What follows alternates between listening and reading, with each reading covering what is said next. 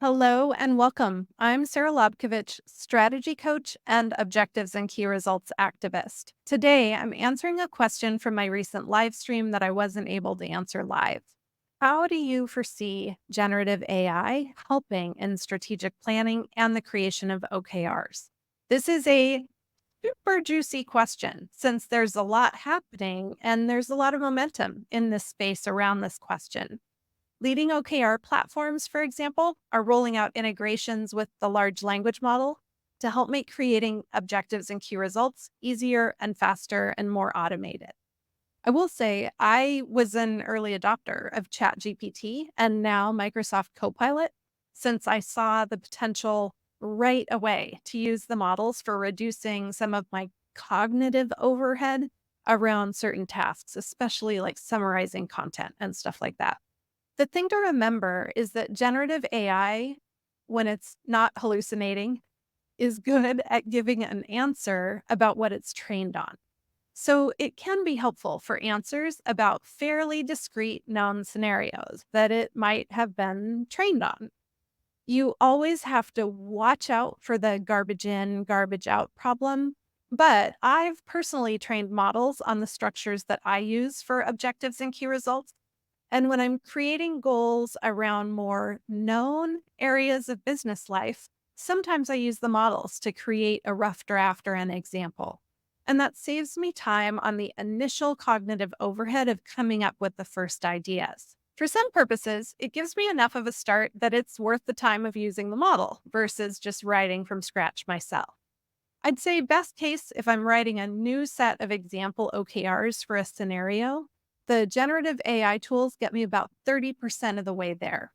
And then I can do the other 70% with less internal resistance because I've got a starting place. So, generative AI can be helpful in those known territories or in familiar landscapes. I don't use generative AI tools for actual client work, for client goal setting or scenarios. I'm a lawyer. So, even with careful reading and understanding of the platform's terms of use, I don't entrust client information to those models. I'm also careful with how much of my own IP I train the models on. So there's the IP and information security risks that really are the wild, wild west, but also for creation of real, actual, not example OKRs outside of a few, incremental maintenance kind of parts of the business. I don't really find much utility in the model. The models are only as good as their training. So they're helpful for scenarios that are more commonplace, more mainstream. But every client I work with has some areas where they're focused on that kind of mainstream incremental change. Every company has a legal team, every company has IT. Every client I work with has some areas of the business where they're focused on incremental change, like around core business operations. But every client who chooses me is also focused on more than incremental change. They have a transformation imperative or need to take big risks in order to make significant change and impact.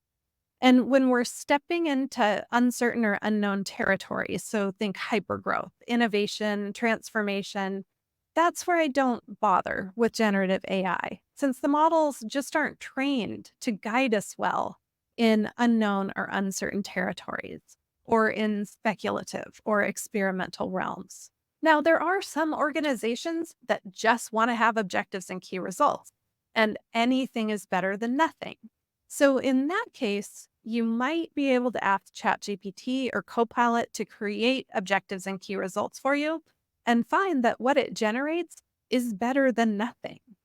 The downside of asking those models for examples is that then you might spend more time trying to emulate or implement the example than really examining what's most important locally within your organization right now and in this goal cycle. The organizations I work with need more than just something in their OKRs. The goals they create and are working to achieve are based deeply on their organization's purpose and their most important outcomes. What's most important to achieve and why does it matter? And those questions can only be meaningfully answered by humans at this point because the models aren't trained on the ins and outs of your organization's leadership, talent, customers, operations, stage, market, what's going on in your world, what you've already tried, what's failed, what's worked, what's succeeded. So, OKRs that really change things are about what's really most important to achieve and your theory about what it might mean to make measurable progress or what outcomes might be incredible to achieve if everything goes right. That's the realm of human inspiration and aspiration, not machine learning.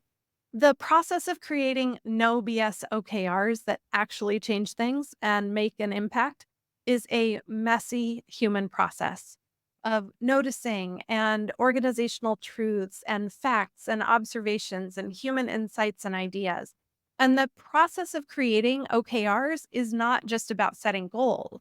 It's about fostering collaboration, those conversations, engaging in the tough back and forth to whittle your possibilities down to what's ultimately most important now and in this goal cycle, and to ensure that your OKRs align to your strategic priorities.